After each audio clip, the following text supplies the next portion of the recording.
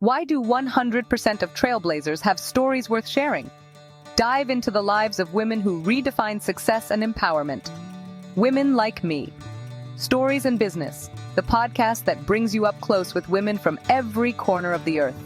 From entrepreneurs in bustling cities to authors in tranquil villages, these are the voices of resilience, innovation, and spirit. Join Julie Fairhurst as she explores the diverse experiences that shape their lives, offering insights and inspiration. Whether you're on your morning commute or a late-night listener, tune in and be inspired by the power of women's stories. Now here is your host, Julie Fairhurst. Well, hi, everyone, and welcome to another episode of Conversations with Women Like Me, Stories in Business. I'm the host, Julie Fairhurst, so I just really want to thank you all for being here. And today we are going to be chatting with the amazing Rosa Livingstone. So, Rosa, do you want to just tell us a little bit about yourself? What would you like us to know? I could do that. Well, professionally, I am a trained clinical hypnotherapist, which means that I deal with people's emotional states and mental states and physical states and help them to overcome, whatever it is that they have, that they're having difficulty with in their lives. And I was also trained as a life coach, and I completely love that.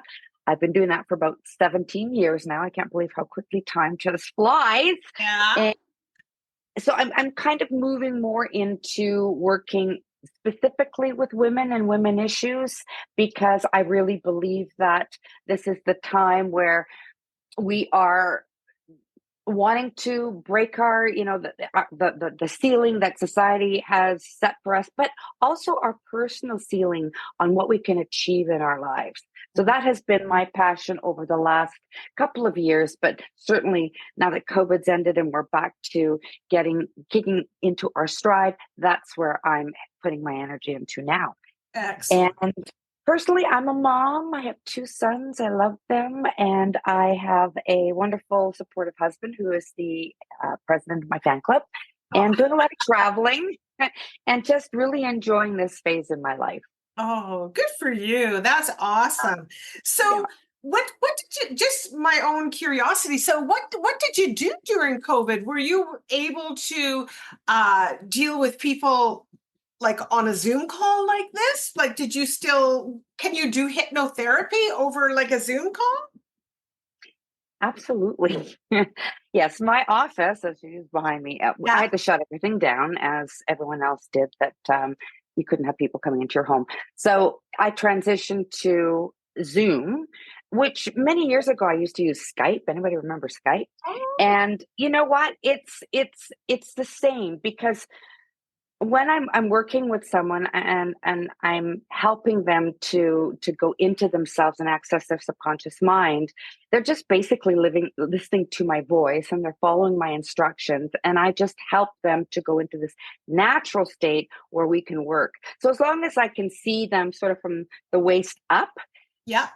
we're good to go, because I look for physical signals, and there's just things I look for, and that's what I really need to see. So no, there's nothing replaces the energy of being in the same room. However, the results are the same. Yes, of course. Yeah. Well, that's Yeah. good. Well, I'm always curious what people did Mhm. when we had the COVID lockdown. So, but that makes complete sense. So you say that you deal with the inner child healing. Can you explain to us a little bit about what that's all about? Absolutely. In the 17 years that I have worked full time doing what I do, seeing multiple clients, I really started to understand that one of the main skills that we as clinical hypnotherapists learn is called regression therapy. And so what we're doing is we're looking at the symptoms, which is the effect of a cause.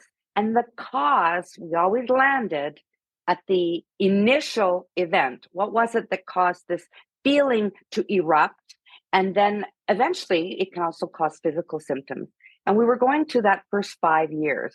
And I knew this, But to learn it and then to see it in action, and even in my own inner work, it was like, wow, okay, so it's our inner child that even though it's a psychological inner child, it doesn't exist. My little Rosa isn't sitting right here beside me, but in my mind, she is. Actually, she's with me every day. I have a picture of her that I keep on my desk because it's a reminder that her beliefs that I have been helping her to unlearn, she's been the key to my freedom.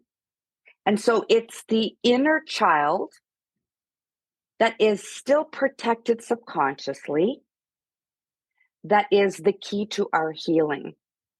Our healing of our emotional state, our mental state, our physical state, our energetic field. It's that inner child. She or he still exists within our psyche in here.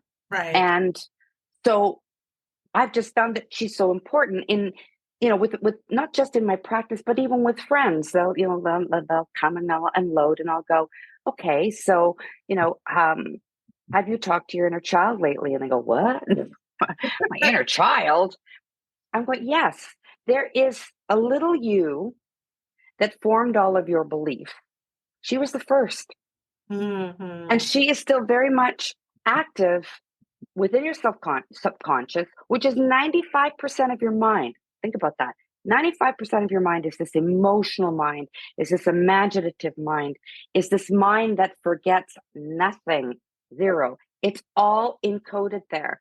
And that's whatever got in there and landed and stuck is still at play today. And what we do is our subconscious mind is constantly reading what's happening outside of ourselves, and it's triggering what we already believe. Right. So, for example, if as a little girl, I started to believe because of what I was seeing, interacting with my caregivers, with anyone that had influence. It could be society, it could be parents, it could be grandparents, it could be school, it could be religion. All of these things may have made me feel like, maybe I'm just not smart. And so I go to take an exam when I'm in grade 7 and I fall apart. Right. Because there's this, even though I believe by 12, and I'll get into that, there is logic available, which is our rational thinking mind that is comparing. It knows that, you're very competent, you're very skilled. But as long as I have that belief, I self-sabotage. So, Rosa, sorry to interrupt. No, not at all. I'm just curious. So I think they say, the experts out there, that by the time we're 7, we've sort of formed is it our personality or our beliefs or beliefs? There are many names that we give that, our personality. We formed our core beliefs. Well, the core beliefs and personality, it all sort of is enmeshed. I like to say, and in one talk that I have done in the past as a speaker, it was age 5. 5.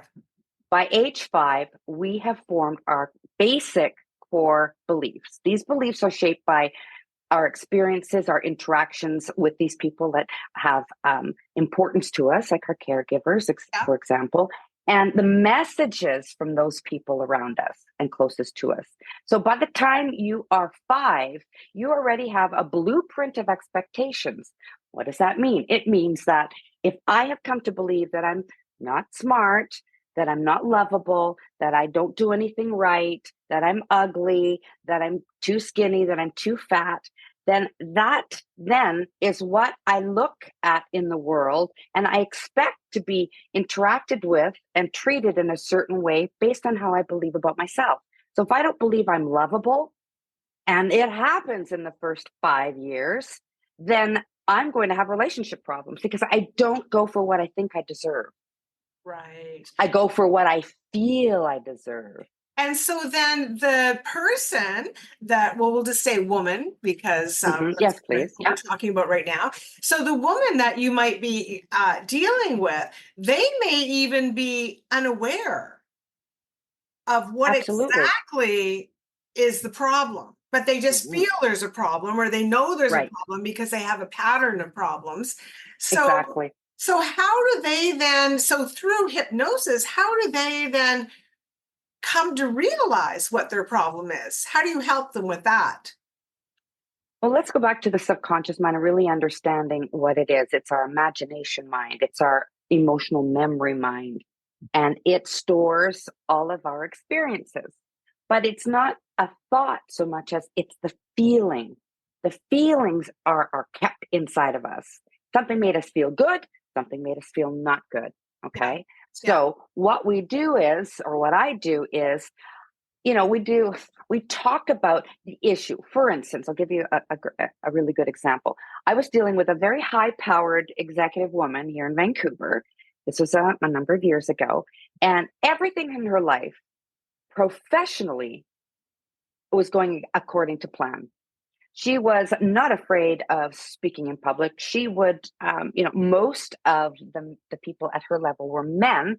She knew how to deal with them. I mean, you didn't mess with this girl. Yet her relationship, she was abused. Mm, She was abused in her relationship. And she finally, because of shame, right, kept her from ever saying this. And there's that code of silence, and which I know well. So she came to me very privately, of course, and what I do is very private. And she said, I don't understand. Okay, I saw how my dad wasn't nice to my mom, but I'm a grown ass woman and I don't know why I can't leave, or I can't stand up for myself, or I feel like I don't have any boundaries. And so for her to try to remember what happened in those first 5 years that made her feel that she didn't deserve something better, she couldn't recall that. It's too far in the past. To right. try to gather that information from her rational mind, which doesn't remember, it doesn't feel, it only thinks, and it thinks back to our short-term memory.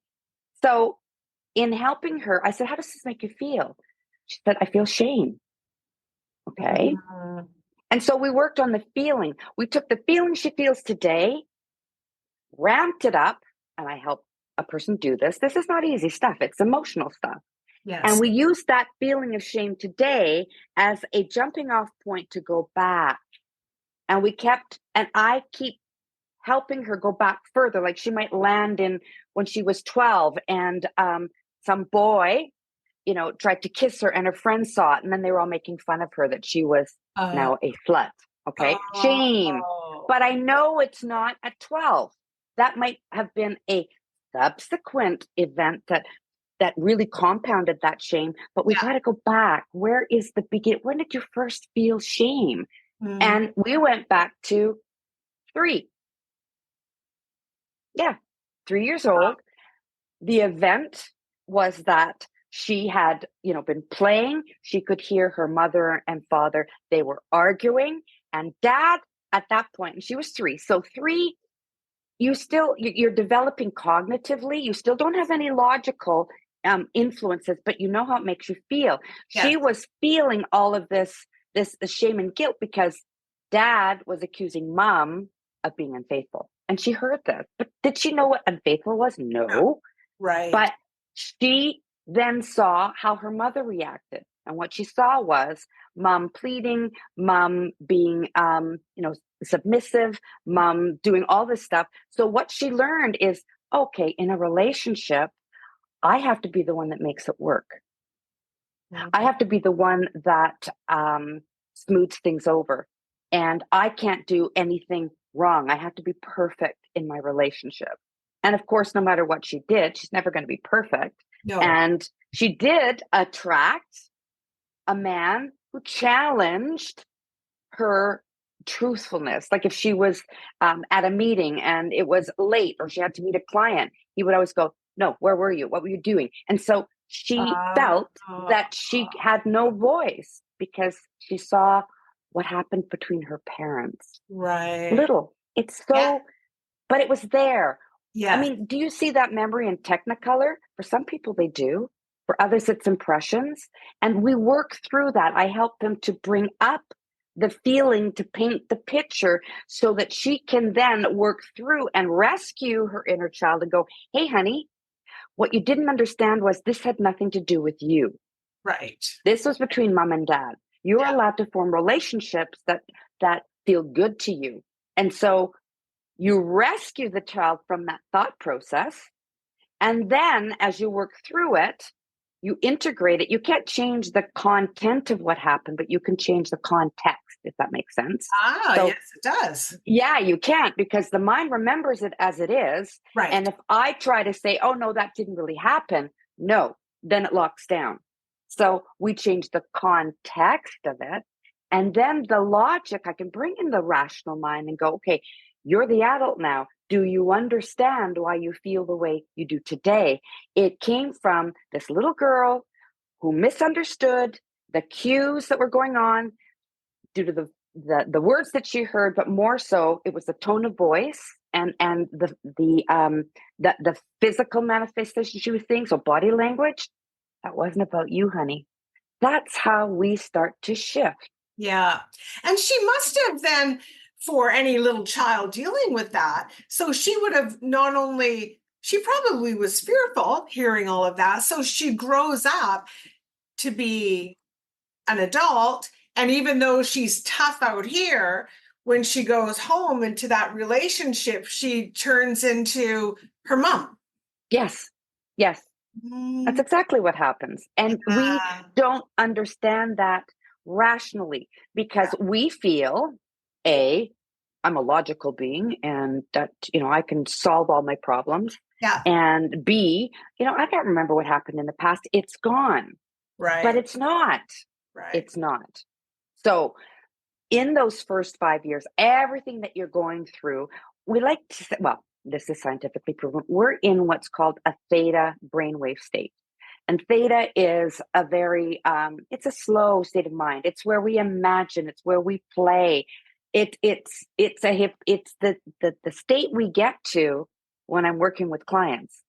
It's the theta state. Exactly. It's the imagination state. So I'm having them go back into their imagination, into their memory mind to locate the causes of their issues today.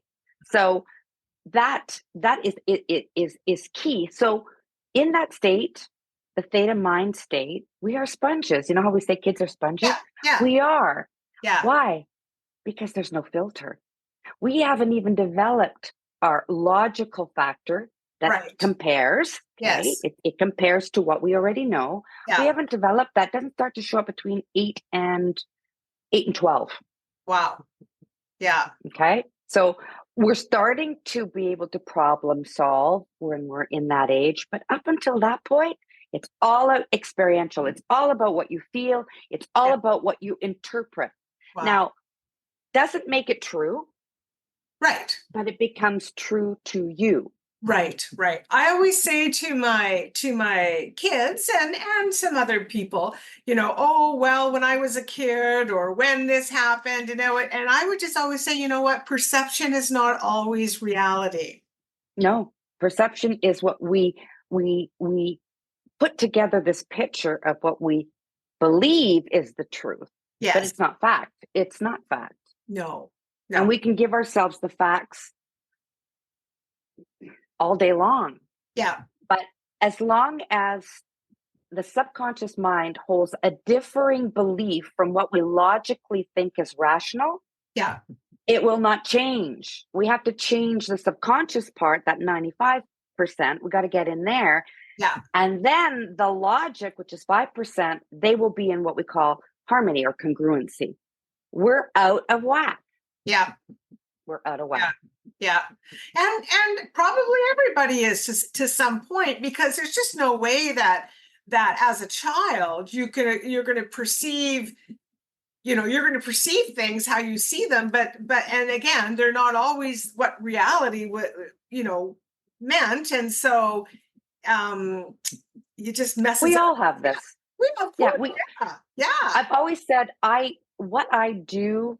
Okay, it's regress with the feeling to the cause and reframe it, fix it, whatever you want to say.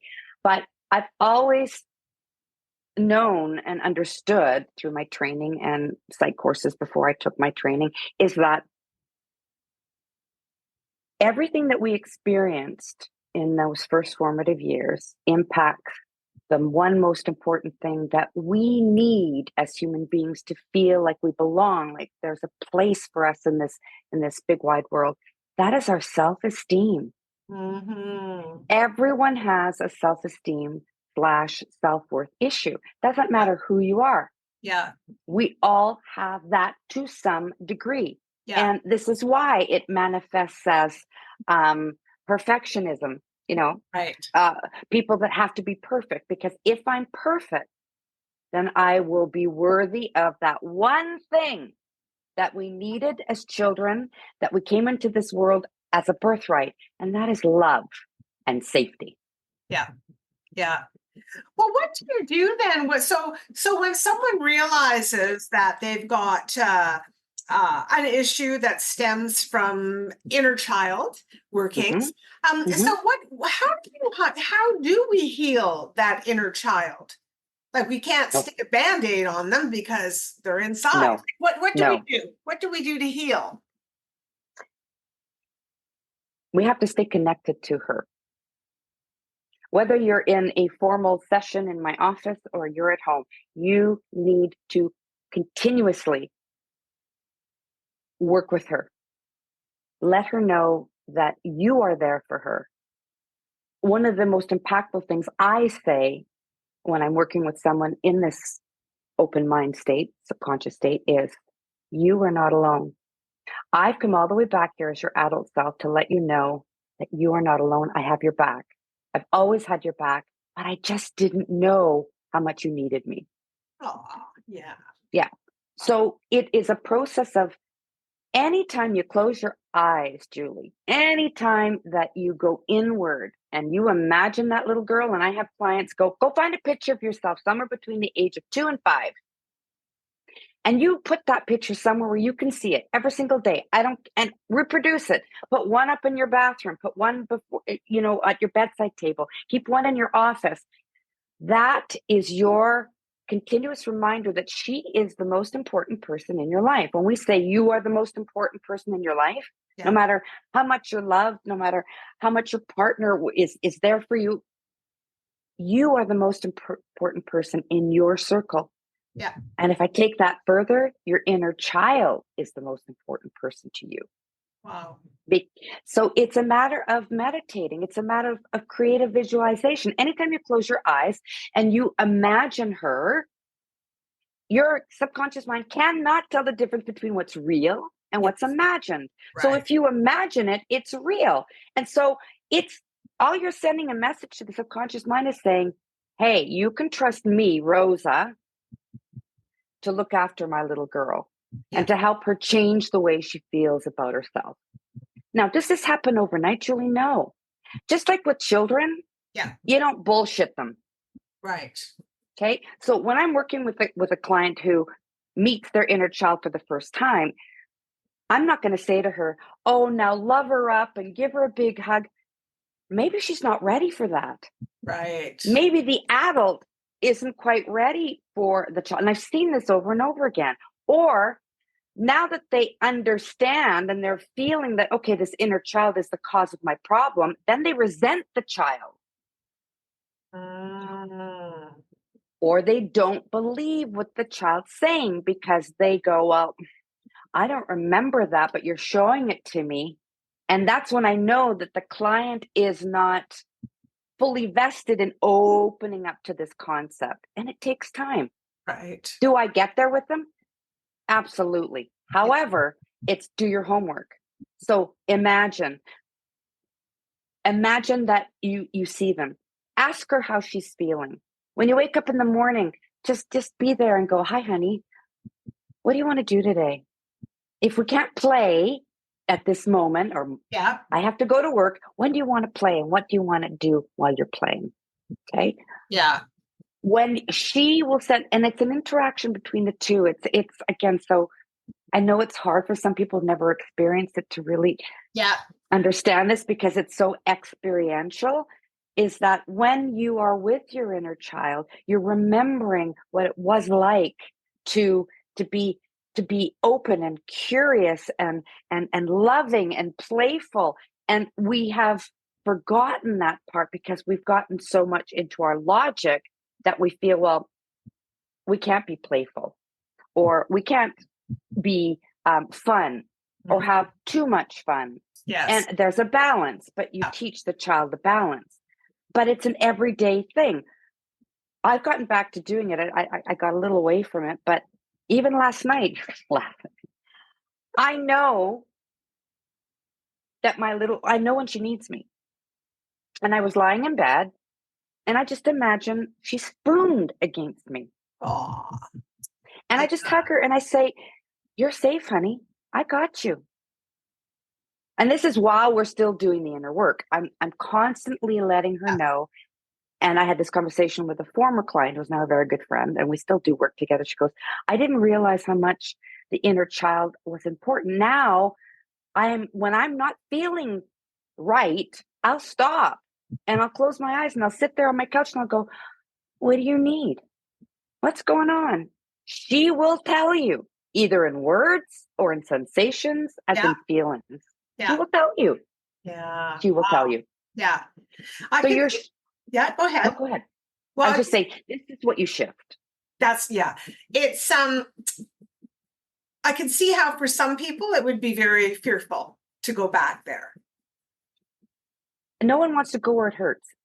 Right. It's ouch. We avoid ouch as much as we can, whether it's emotional pain or physical pain. Yeah. We want to avoid that.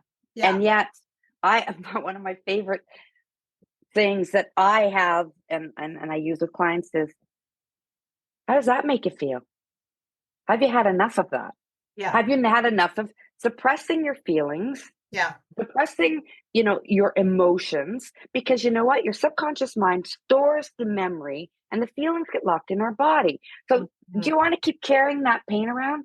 It's up to you. But I always get, well, this is really scary. What if I don't do it right? There is no right. No. I am not hypnotizing you. Yeah. I am dehypnotizing you because you've been in a state of hypnosis since you came into this world, which is that state with no filter, right? And everything that you formed as beliefs were like seeds, and it's planted there, and it comes into your mind with no filter. That's your logic. Yeah. And it sprouts. Yeah. And whatever gets in first sticks. Yeah. So if you have in our many, many moments, because the other thing I have is, well, I had a great childhood. I remember, very supportive parents. I'm going, and that very well be. But can you account for every second, every moment that you had interacting with your parents? Yes. Maybe there was that one day where she came home and you hadn't cleaned your toys or put them away, and because the sitter had left, and she yelled at you. Yeah. That was all it took to start. Yeah. That seed. Yeah. Yeah. No, absolutely. And I think even with that too, because I always, for myself, I've done a lot of work on belief systems and why do I believe what I believe and where did it come from?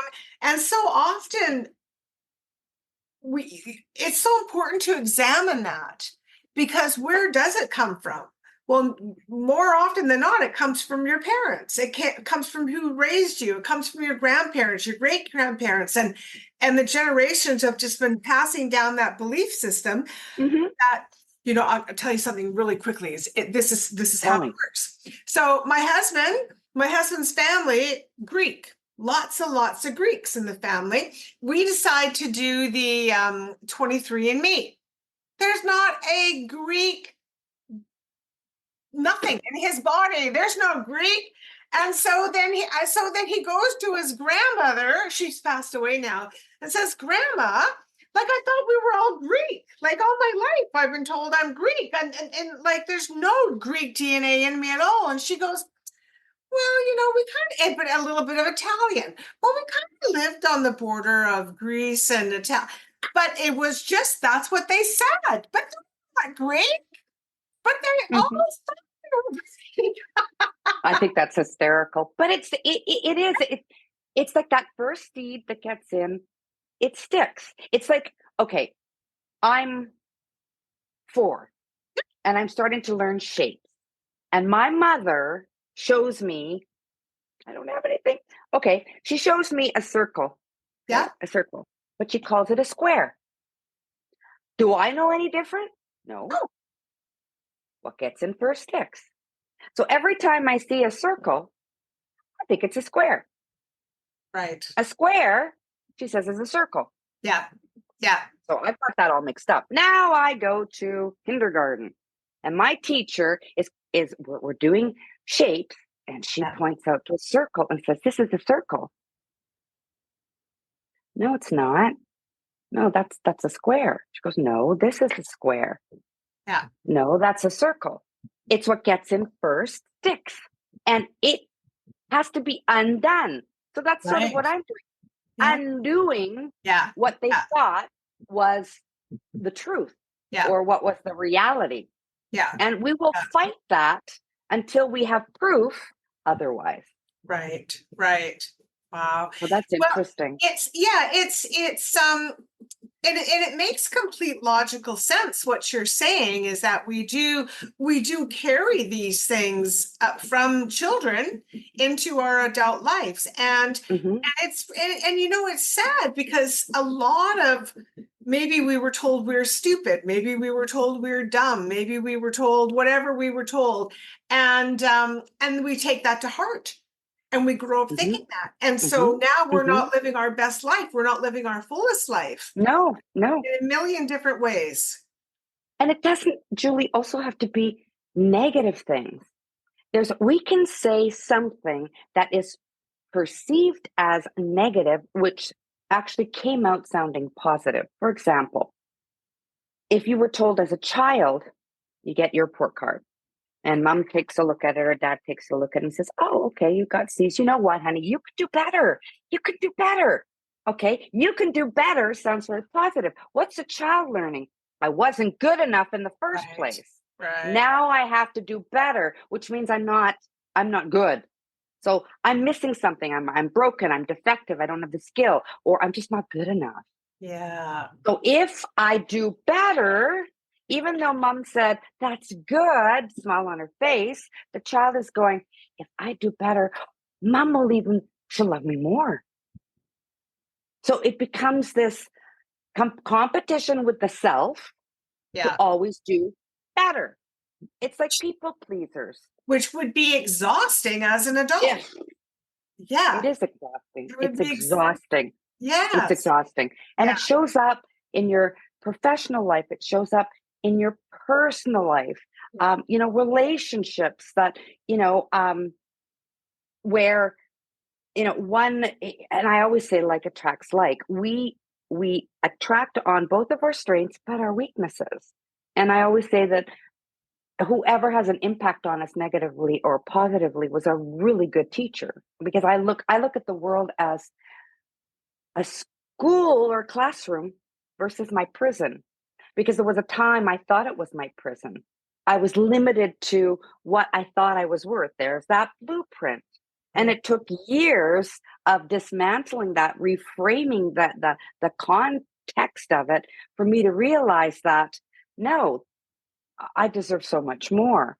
Yeah. But it took, and it shows up at different points in our lives too, Julie. Like, I was reading a study not long ago on, there are some really high achieving women, very high achieving women, but they hit this, we call it that ceiling. It's not anything outside of themselves. Yeah. It's something still internally, where inside they Yes. don't really believe they deserve it. Yeah. And we've never been lonelier. We have access to, forget about, we're not where we want to be still Yeah. with equality, but we're in a place that our mothers weren't in, or our grandmothers and ancestrally. But even though we have access to so much more and are able to be more and become more, we're still very lonely, because inside we don't still feel authentic. Yeah. Yeah. What Wow. will people say? Yeah. Yeah. So It's yeah, it's well, I don't even know. It's a lot of information. It's very important information I because, really believe it is. Mhm. yeah, absolutely, because we need to be able to just be the best that we can be for ourselves. And if we're missing out on parts of life because we're afraid or we feel shameful, I mean, shame is the worst. Shame, I feel, is just is the worst because it will make you hide.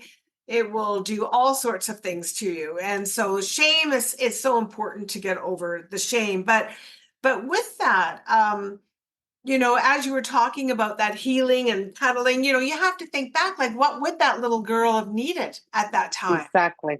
Yes. And Yeah. And all did we you need to get? do is ask her, I'm sorry? what do you need? And we need to ask her Yes. because she was missing something Yeah. in all of those moments of her life, whether she, someone looks back and go, I had a great childhood. There were things that happened where you perceived that something was missing. You needed something. Yeah. And we need to give that back to our child, but ask her, what does she need? I don't finish wherever we land. I don't finish with the adult representation in the subconscious mind talking to the inner child. It's like, okay, Julie, she's still not quite there. She's telling you, ask her what she needs. Yeah. Okay. Okay. What else does she need? What else does she need? What else does she need? It's filling her needs so that she can believe that you are going to be able to fulfill her needs. And they're very simple. Love me. Yeah. Keep me safe. Yeah. Let me play when I need to. I want to be curious. And I want to be loved. Yes. Those are very simple. It's really simple, but we It is. complicate it. We really, really do. And what we deal with, like our fears of failure and our anxieties and our difficulty in relationships and our depressions and our perfectionism, it all goes back to a little girl inside feeling that she's not good enough because her self-esteem was hit. It was crap. Yeah. So when you said shame, and I believe you, and I concur that shame is an acidic emotion. It is very different. People all seem to think that shame and guilt are the same thing. No, they're not. No. I mean, guilt is I feel like I've done something wrong. Yes. Shame is I'm wrong. I'm broken. There's something wrong with me. Yeah. And we all carry a little bit of that, or a lot. Yes, Yeah. or a lot. Yeah. Absolutely. Or a lot. Yeah. Or a lot. Yeah. So how do we change it? Take the courses on there are lots of now I see them all over the place. Seriously, 16, 17 years ago, nothing. Now I get them. Like, okay, the inner child, and I'm going, and I'll just look and go, okay, this is pretty cool. And I've recommended it to people that I know that need this. But look into inner child healing. Yeah. Look into visualization. If you're not comfortable with it, read up on it a little bit and realize that all you have to do is cut off this sense of sight, which automatically makes you go inside and just imagine. Just be there. It's like people think that meditation, oh my goodness, I got to take a course to meditate. No, you don't. No, you don't. You just will learn and practice to quiet your mind and let it take you where it needs to take you. Yes. With self-hypnosis, taught that for years. You can do this yourself. Like I said earlier, I'm not hypnotizing people. I am not. I am helping them to do it themselves because they do it all the time. So would hypnotism then be similar to, so when you're helping someone and you're hypnotizing them, so are you not? No, I'm not. No, I know. Oh, I know. I'm trying to pick my words. Get it out. And you're trying, and not you're trying, but it's like, so if you and I were in a session, it's more just about my relaxation, isn't it? And allowing, no? You don't have to be relaxed to be in a state of hypnosis. A state of hypnosis is this. It's when you, all of a sudden, your concentration is focused inward and feelings and imagination begin to come up. For instance, let's say you're driving home. Okay. During the day, you're on the highway. I know you live out in the valley, and you witness a deer getting hit by the car.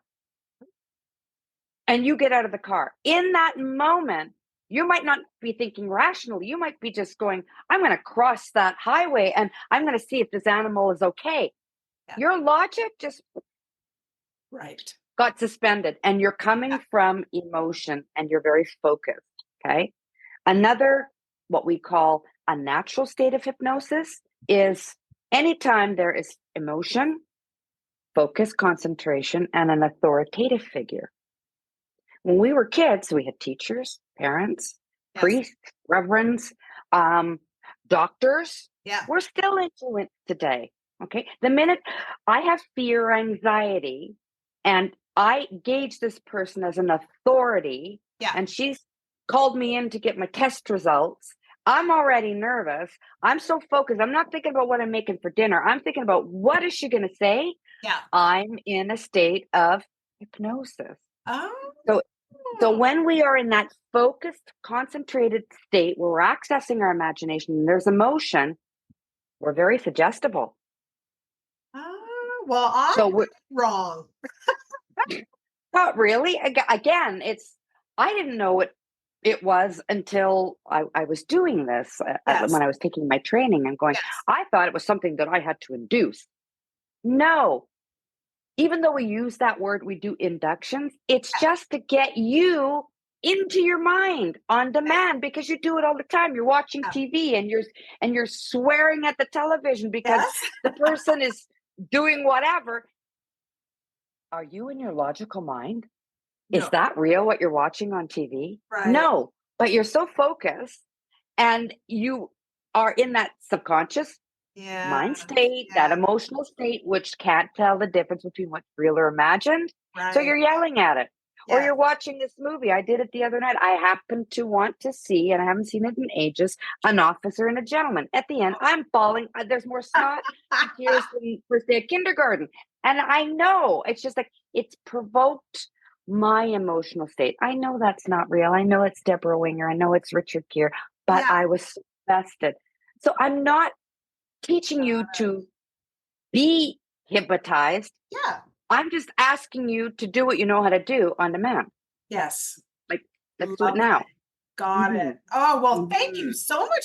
No, I appreciate that you've explained that because I didn't really fully understand it. So I appreciate that. And if I don't understand it, I'm sure there's lots of other people that were a little bit confused about it as well. So They would be. yeah. Yeah. It's So- just yeah.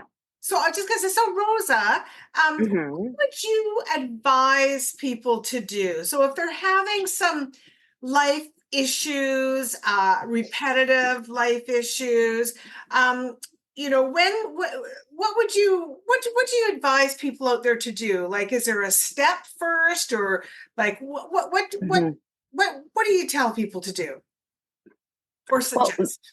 yes. What I can suggest is to start allowing themselves to feel and stop this process of suppression where we eat food to eat our emotions, where we have addictions, where whatever they may be. It's start noticing how you're feeling. And rather than run from it, if you need to have a good cry and you've been suppressing that because, oh, I can't cry, or crying makes me weak, I have to be strong. Yes. There is going to be the moment where you can be by yourself and bucket, let it out. Yeah. Start releasing without it being provoked, because the outside world is always going to provoke what's going on in the inner world. Your outer world is a reflection of what's going on in your inner world. So if there's a lot of chaos, if there's a lot of confrontation, if there's a lot of negativity, you're bringing that in because it's you're attracting it, because like attracts like, right? So start from the standpoint of, let myself feel. I'm a human. Okay, take away the logic, our rational sense, which puts us at the top of the food chain. We're still animals, right? Yeah. And we are feeling beings. So start letting those emotions come out. If you're angry, we do it here. I teach you to do it at home. Grab a pillow and beat the crap out of it. Get your anger out, Yeah. Yeah. because your anger, your frustration, your anxiety, your shame and guilt are like the outer layers of an onion. The core one is, I'm deeply sad. I'm sad at the thought that I don't feel loved. I'm Yeah. sad at the thought that I don't feel like I belong. I'm sad at the thought that I'm wasting my life. Mhm. Add in Yeah. whatever it happens to be. Yeah. So, Yeah. so I say start looking at how you feel, and start learning to express it. And if that's difficult for you, grab a pen and start writing. There's power in the pen. Yes, there is. Yes, there Get is. yourself a journal. I have 14 million ones of them. Okay. Yeah. And this one is Leave Your Fears Behind, Yeah. and start writing. It's Yeah. not a journal like every day at 5 o'clock I have to write. No, Yeah. write when it feels like the inspiration is in there. That's this Yes. need to, okay, get it out of your head, put it on the paper. Yes. And when you're doing it, please be very honest with yourself. If you want to write it and you're writing with potty mouth, go for it. Yeah. If you're writing and just write, just get it all out, because you're alleviating what's in here, which is also being expressed energetically in your body, Yes. right? Yes. Look into hypnotherapy. I'm not saying me. I'm saying anyone Yeah. that is certified. Okay, you Yes. don't want someone that's taken. Oh, I did the weekend course. No, it's not a No. weekend course. Yeah. Look into. There are books now out on the inner child. John Bradshaw is one of my favorite authors, and he wrote a number of books. And believe believe it or not, it was 1991 or two. I want to say 97, but I'm going back to 1991 when his book came out, and it was Reclaiming Your Inner Child. Oh, I remember that book. Do you remember? He's written I several, do. like he wrote one on shame, and I have carried that book around in boxes through my many moves and Oh. many relationship blowups. And it was here in this house. I've been here 14 years. I thought, I've got this book. What's in here? It was still there. And I had not highlighted, didn't have a highlighter. I had written on the borders, I had underlined things. I was already subconsciously making the connection that my healing I needed to examine the codependent, Yeah. ancestral, also belief systems that I had absorbed that were not mine, Yes. right? Yeah. My favorite thing when people ask, well, what do? You know what? I help women master self-sabotage by acknowledging first. You have to acknowledge and then release through that healing process the limiting self-beliefs that we have been carrying within ourselves from childhood and from our maternal sides. Yeah. And even if the father wound is just, we always talk about the mother wound. Yeah. Sorry, the father wound for a daughter is Yeah. huge too. Yes, It's absolutely. huge. Absolutely. That was our Wow. first love, our Yes. first Yes. male relationship. And if it Yeah. wasn't good, geez, wonder why I've had train wreck relationships until Yeah. I got my crap together. Yes, Yeah. exactly. No, for sure. Wow. Well, what a wealth of information, Rosa, really. And I appreciate you sharing so much. And you shared it very easy to understand, which I Oh, good. appreciate that. And I love just like you're just matter of fact, like this is the way it is. And you either can, I think what it is that you were able to show the audience that they don't have to be that way. You don't have No. to live with bad relationships, low Mhm. self-esteem, feeling bad about yourself, feeling not worthy, crappy jobs, or putting up with people. Settling for less. Yes, yes, yes, yes. You Mhm. don't have to Mhm. do that. You deserve more, and there's a way for it to come out. And Absolutely. yeah, I just love that. So thank you so much, Rosa. I appreciate it You're so very much. welcome. So Me too. You're welcome. I just I want do. everyone to know that in the details section here of either the YouTube video or the podcast will be a lot of Rosa's information. So if you want to contact Rosa, you will have contact information there. You can reach out to her if you have questions or anything like that. She would be able to help you for sure. She's I would refer you out. Thank you very much. Rosa, everybody. That's wonderful. And you know what? It's a huge compliment that you could say, because having written, especially my first book, before I co-authored with you, it was really, I'm trying to disseminate all of this knowledge that I can remember learning it and going, oh my God, can you just speak to me more simply? I want to understand it in simple terms. So you to say that to me was huge. So yes. Oh, thank you. No, for sure. And yes. I always tell people, just explain it to me like 5. Yeah. I want to know. I want to understand. Yeah. Maybe Mm-hmm. not while I was 5, but you know what I mean. Okay. I do. Well, Rosa, again, Thank you so much for being here. And thank you everyone for being here for another episode. And as I said, all of Rosa's details will be her contact information will be in the details section. So please feel free to reach out to Rosa. She's here to help. So thank you again, Rosa. Thank you so much. Bye, everyone. Bye. Why do so many of our listeners come back? Because every story shared here sparks a light within. Your presence and time mean the world to us as we build a community brimming with inspiration and empowerment.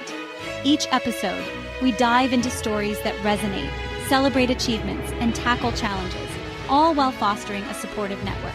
Remember, you're not just a listener, you're part of our community. Can't wait to have you back for more stories that inspire. Until next time, keep thriving and supporting one another.